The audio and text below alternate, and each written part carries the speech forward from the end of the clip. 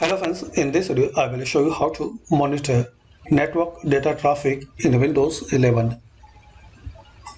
Click on Start, Settings.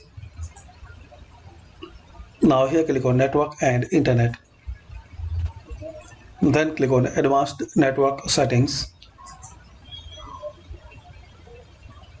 Here click on Data Uses. Here guys you can find and manage and check which application or program is using more data. So you can monitor easily your data uses as application and as program.